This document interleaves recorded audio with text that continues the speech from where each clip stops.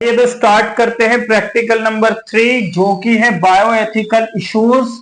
सबसे पहले इसका ऑब्जेक्टिव देखेंगे to understand and address bioethical issues in the context of biological और मेडिकल रिसर्च। की एरिया है इन्फॉर्म्ड कंसेंट, ये हमने असाइनमेंट में भी किया है। कंसेंट का एक पूरा क्वेश्चन था वहां पर।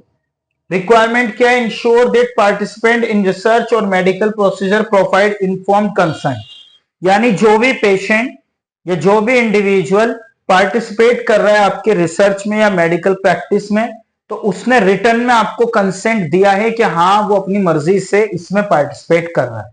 प्रोवाइड क्लियर कॉम्प्रिहेंसिव इंफॉर्मेशन, उसको आपने बहुत क्लियरली सारी इंफॉर्मेशन बता दी है कि इस प्रोसीजर में या इस रिसर्च में क्या होने वाला है। About the nature, purpose, risk and benefits of the procedure और स्टडी, यानी जो भी होने वाला है उसके फायदे नुकसान सब कुछ आपने उसको क्लियरली बता दिए।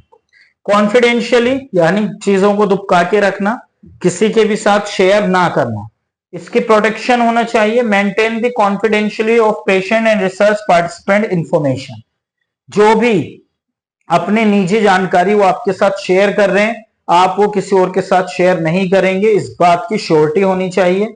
कॉम्प्लायंसेस क्या है? Follow regulation and protocols to safeguard and sensitive data, जो भी आपका डेटा है उसके लिए आप हमेशा सेफगार्ड और प्रोटोकॉल को यूज करें।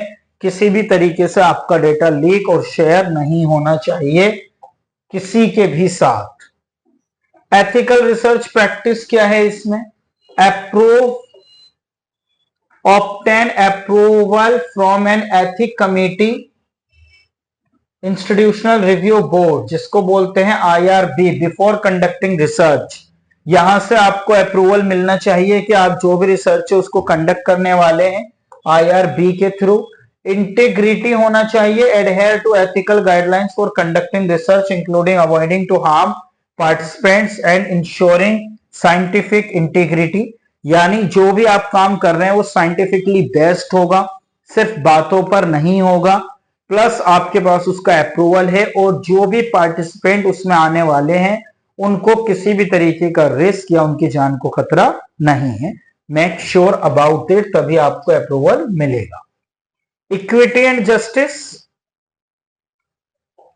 एक्सेस क्या है उसका? Ensure equitability access to research benefit and medical treatments, कि उससे सभी को फायदा होने वाला है।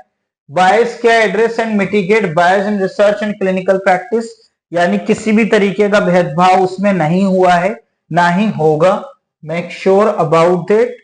एनिमल वेलफेयर, इनका ध्यान रखना जरूरी है अगर आपके रिसर्च में या किसी भी तरीके में एनिमल्स का यूज हो रहा है तो।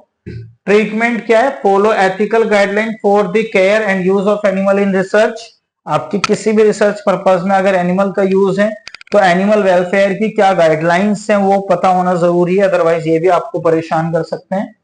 इसके अल्टरनेटिव्स क्या है? Use alternative methods to minimise animal use and possible, अगर जरूरी है तो ज्यादा से ज्यादा इस बात का यूज करें कि आपको एनिमल का यूज ना करना पड़े अपनी रिसर्च में। इसको कंक्लूड करते हैं, चलिए फिर प्रैक्टिकल नंबर 4 स्टार्ट करेंगे। Addressing bioethical issues, ensure the ethical conduct research and medical practice, कि कोई भी बायोएथिकल इश्यूज आपको नहीं है इस रिसर्च में ना होंगे। प्रोटेक्टिंग पार्टिसिपेंट्स राइट्स, जो भी उस रिसर्च में पार्टिसिपेट कर रहे हैं उनके जो भी राइट्स हैं वो हार्म नहीं होंगे। And promoting integrity and fairness, आपने जो भी रिसर्च की है वो इंटीग्रिटी और फेयरनेस पर बेस्ड है, कोई भी इसमें बायस नहीं था। यहां पर क्वेश्चन नंबर 3 कंप्लीट होता है, क्वेश्चन नंबर 4 में मिलते हैं।